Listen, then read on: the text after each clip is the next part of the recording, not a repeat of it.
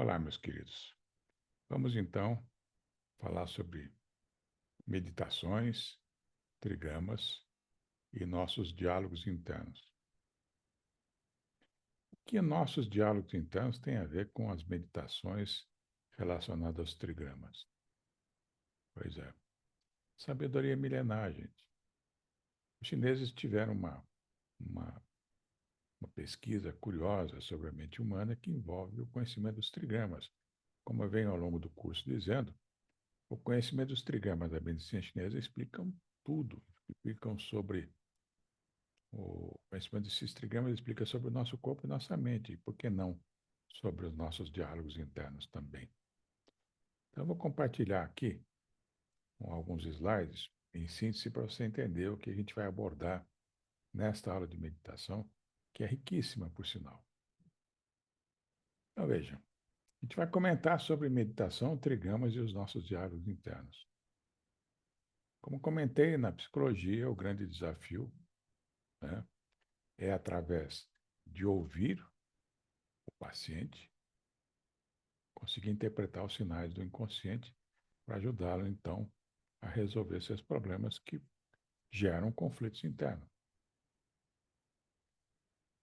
E no conhecimento do cérebro, para explicar para vocês sobre meditação, a gente tem que falar do hemisfério esquerdo e direito, que é um conhecimento curioso. O nosso hemisfério esquerdo, sabidamente, ele é um hemisfério racional, lógico, concreto, e o direito é imaginativo, sonhador.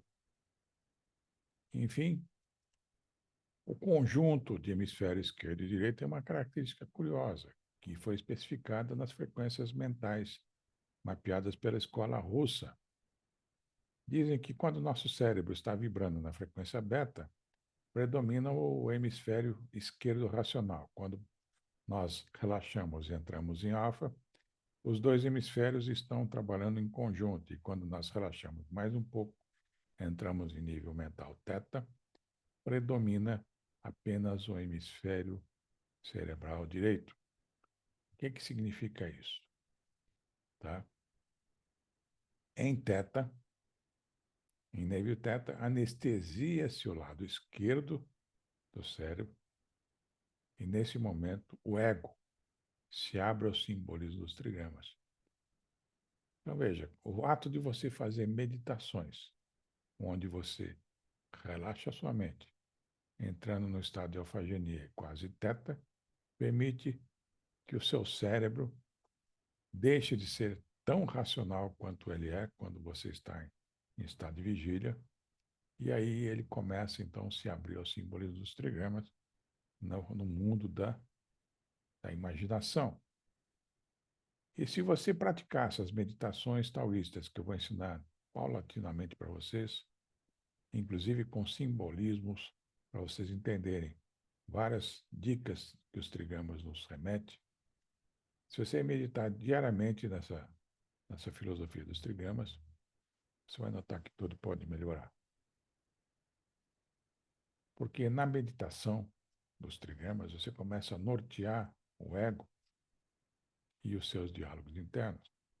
A princípio, você começa a conhecer as suas emoções limitantes melhor. Depois de um tempo, você começa a pacificar essas emoções, desenvolver motivação, desenvolver empatia. Ou seja, essas meditações provocam um crescimento pessoal a médio e longo prazo.